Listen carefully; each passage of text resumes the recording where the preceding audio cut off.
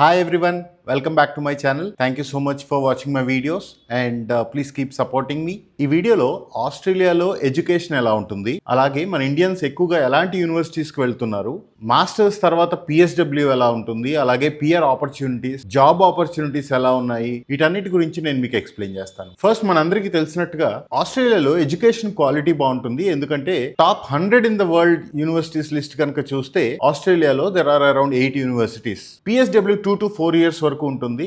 Depends on location where you pursue your masters. అలాగే PR opportunities ఉన్నాయి. As usual అన్ని countries లో లాగా స్టూడెంట్స్ కూడా ఇక్కడ పార్ట్ టైం వర్క్ చేసుకోవచ్చు up to 24 hours per week. And ఆస్ట్రేలియాలో మంచి జాబ్ ఆపర్చునిటీస్ ఉన్నాయి.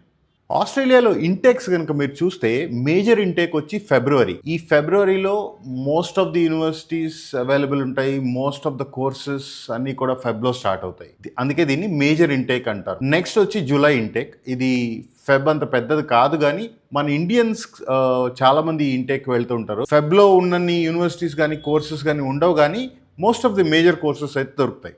నెక్స్ట్ చాలా తక్కువ యూనివర్సిటీస్ మీకు నవంబర్లో కూడా ఉంటాయి. ఇది చాలా చిన్న ఇంటేక్, బట్ మీకు కావాల్సిన యూనివర్సిటీ అండ్ కోర్స్ కనుక ఆ ఇంటేక్ ఉంటే డెఫినెట్లీ అప్లై చేసుకోవచ్చు. మనకి ఇంటేక్ని బట్టి కోర్స్ క్వాలిటీ కానీ అట్లా ఏం మారదు. సో ఆస్ట్రేలియాలో ఈ 3 ఇంటేక్స్ ఉన్నాయి. మీరు ఏ ఇంటేక్కి వెళ్దాం అనుకున్నా కానీ మినిమం 6 to 8 monthsకి ముందే మీరు అప్లై చేసుకోవాలి. చాలా ఇంపార్టెంట్. ఆస్ట్రేలియాలో మన ఇండియన్స్ వెళ్ళే పాపులర్ సిటీస్ వచ్చి Sydney, Melbourne. Cost of living high ఉంటుంది కంపారిటివ్లీ. ఎక్కువ స్టూడెంట్స్ ఈ స్టేట్స్కి ఎందుకు వెళ్తారు అంటే ఇక్కడ జాబ్ ఆపర్చునిటీస్ కూడా బాగుంటాయి అండ్ మంచి యూనివర్సిటీస్ కూడా ఈ స్టేట్స్ లో ఉన్నాయి. Next Brisbane, Perth and Adelaide. ఈ 3 cities లో మీకు కొంచెం అఫోర్డబుల్ లివింగ్ ఉంటుంది when compared with Sydney and Melbourne. Canberra and టాస్మానియాలో లివింగ్ ఎక్స్పెన్సెస్ చాలా తక్కువ ఉంటాయి. అట్ ద సేమ్ టైం మీరు పిఆర్ అప్లై చేసుకునేటప్పుడు కూడా రీజనల్ కేటగిరీ కిందకు ఉంటాయి కాబట్టి కొంచెం ఎక్స్ట్రా పాయింట్స్ కూడా ఉంటాయి. అంత మాత్రాన ఇక్కడికే వెళ్ళాలని నేను చెప్పట్లేదు. మీకు ఎప్పుడైతే మేజర్ సిటీస్ లో ఉంటారో మీకు జాబ్ ఆపర్చునిటీస్ ఎక్కువ ఉంటాయి. చదువుకునేటప్పుడు ఇంటర్న్షిప్స్ ఎక్కువ దొరుకుతాయి. మాస్టర్స్ అయిపోయిన తర్వాత కూడా జాబ్స్ తెచ్చుకోవడానికి మేజర్ సిటీస్ లో అయితే మీకు కొంచెం బెటర్ గా ఆపర్చునిటీస్ దొరుకుతాయి. More number of opportunities in developed areas. So like most of the other countries మీకు అడ్మిషన్ రిక్వైర్మెంట్స్ కూడా సిమిలర్ గా ఉంటాయి. మీకు గ్రాడ్యుయేషన్ లో మినిమం 60% తెచ్చుకుంటే మంచిది. తర్వాత ఇంగ్లీష్ లాంగ్వేజ్ స్కోర్ అనేది ఖచ్చితంగా అవసరం. ఐఎల్స్ అయితే 6.5 అండ్ అబవ్ ఉండాలి. పీటీఈ అయితే 58, టోఫెల్ అయితే 79 ఉండాలి. ఇక్కడ మీకు PTE and TOEFL home based test పనిచేయవు. మీరు ఖచ్చితంగా టెస్ట్ సెంటర్కి వెళ్ళి అటెంప్ట్ చేసిన స్కోర్స్ మాత్రమే వ్యాలిడ్. ఇవి కాకుండా ఖచ్చితంగా ఎల్ఓఆర్స్ కావాలి, minimum 2. Then SOP is mandatory. మీ రెజ్యూమే కావాలి. యాజ్ యూజువల్ అన్నిటికంటే ముఖ్యంగా పాస్పోర్ట్ అనేది కావాలి. నెక్స్ట్ జీటీఈ అనే ఒకటి సబ్మిట్ చేయాల్సి ఉంటుంది. Genuine temporary entrant. అంటే ఎవరైతే ఈ స్టూడెంట్ వీసా మీద వెళ్ళాలని అనుకుంటున్నారో వాళ్ళు చదువు కోసం మాత్రమే మేము ఆస్ట్రేలియా వెళ్తున్నాము అని ప్రూవ్ చేసేలాగా ఒక రిటర్న్ స్టేట్మెంట్ అనేది రాసి ఇవ్వాలి. ఇంకా ఆస్ట్రేలియాలో యూనివర్సిటీస్ కనుక మనం చూస్తే most popular universities where a lot of Indians are applying to. First the university of Melbourne. చాలా మంచి university. It is a research university.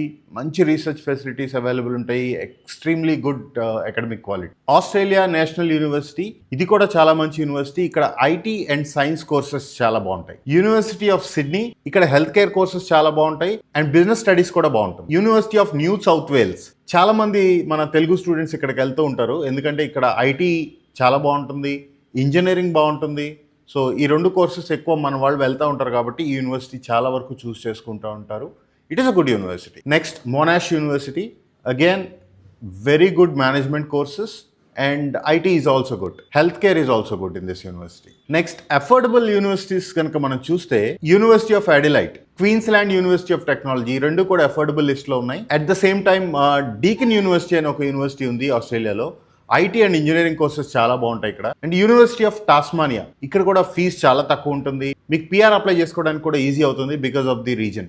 లాట్రోబ్ university specifically for business and management courses.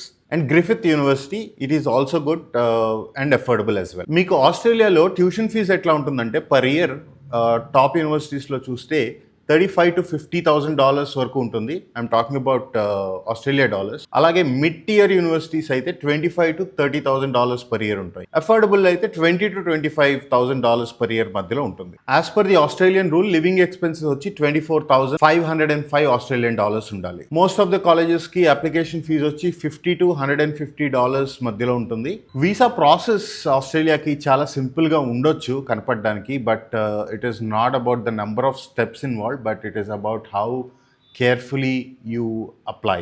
మీకు ఫస్ట్ కాలేజ్ అడ్మిషన్స్ అప్లై చేయాలి. Once you get an admit మీరు fees pay చేసి COE తెచ్చుకోవాలి, confirmation of enrolment. అది వస్తేనే మనం వీసా ఫైల్ చేయడానికి అవకాశం ఉంటుంది. ఈ సిఓఈ వచ్చిన తర్వాత మీరు అన్ని డాక్యుమెంట్స్ని గ్యాదర్ చేసి సబ్మిట్ చేయాలి. మీ ఎడ్యుకేషన్ డాక్యుమెంట్స్ అవ్వచ్చు, మీ ఫైనాన్షియల్ డాక్యుమెంట్స్ అవ్వచ్చు, ఇంగ్లీష్ లాంగ్వేజ్ టెస్ట్ అవ్వచ్చు, హెల్త్ కవర్ అవ్వచ్చు, ఇంకా అన్ని డాక్యుమెంట్స్ కూడా మీరు అప్పుడు సబ్మిట్ చేయాలి. డాక్యుమెంట్ సబ్మిషన్ టైంలోనే మీరు వీసా ఫీజు కూడా $710 పే చేసిన తర్వాత అప్పుడు నెక్స్ట్ ప్రాసెస్ వచ్చి బయోమెట్రిక్ అండ్ మెడికల్ టెస్ట్. ఇది కూడా అయిపోయిన తర్వాత వీసా డెసిషన్ వస్తుంది. ఈ వీసా డెసిషన్ రావడానికి 4 to 12 weeks వరకు టైం పట్టొచ్చు. అందుకనే మనం ఎప్పుడు కూడా ఏ ఇంటేక్ అయితే వెళ్దామని అనుకుంటున్నామో అట్లీస్ట్ 6 to 8 months ముందుగానే మనం అప్లై చేసి అడ్మిషన్ తెచ్చుకొని వీసా ప్రాసెస్ అనేది చేసుకోవాలి. అప్పుడే మనం విత్ ఇన్ ద టైం మనం వీసా తెచ్చుకోగలుగుతాం. మీకు ఆస్ట్రేలియాలో PSW ఉంటుందని నేను ఆల్రెడీ వీడియోలో స్టార్టింగ్ లో చెప్పాను కదా.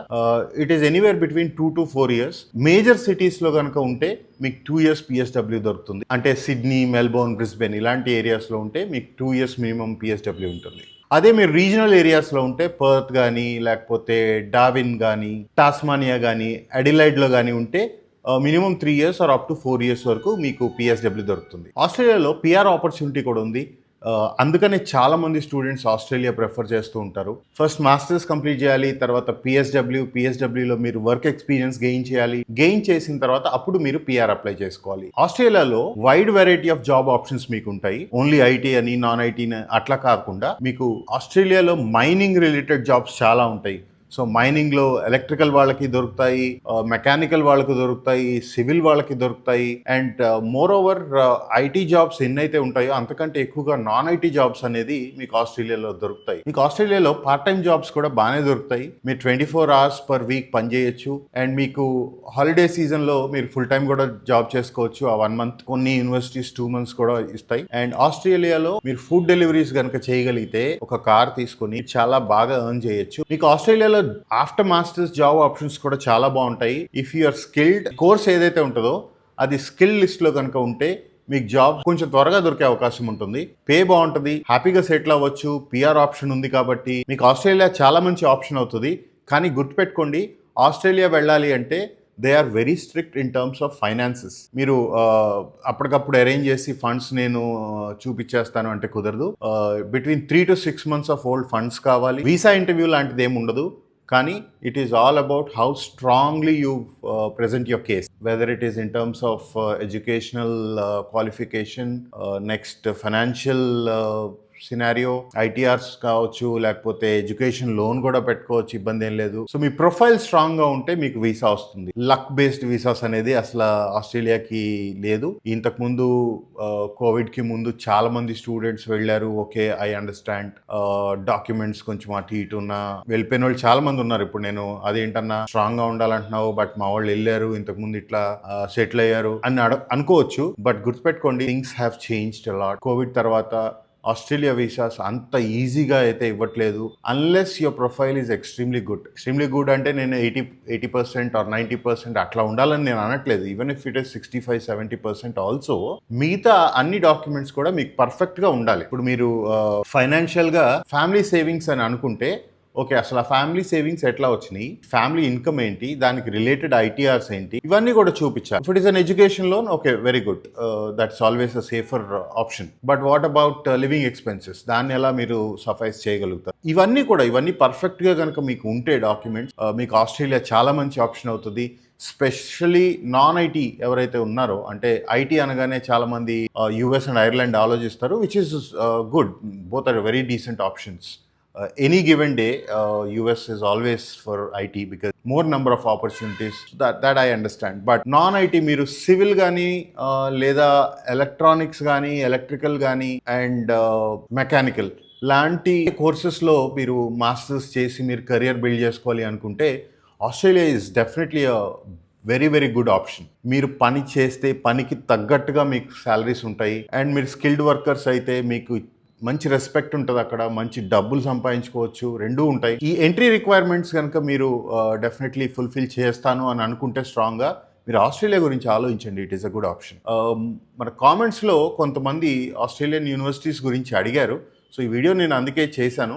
ఈ సిరీస్లో భాగంగా నెక్స్ట్ నేను మంచి యూనివర్సిటీస్ ఏమున్నాయి, వాటి ఎంట్రీ రిక్వైర్మెంట్స్ ఏంటి, అడ్మిట్స్ ఎలా తెచ్చుకోవాలి, అలాగే అఫోర్డబుల్ యూనివర్సిటీస్ లిస్ట్ ఏంటి, వాటి ఎంట్రీ రిక్వైర్మెంట్స్ ఏంటి, వాటిలో అడ్మిషన్స్ ఎలా వస్తాయి, ఎలాంటి కోర్సెస్ చదివితే బాగుంటుంది యూనివర్సిటీ వైజ్ అనేది నేను నెక్స్ట్ వచ్చే 1 or 2 వీడియోస్లో నేను ఎక్స్ప్లెయిన్ చేస్తాను. That's all for today. Thank you so much for watching my video. If you like this, please like, share and subscribe. Thank you.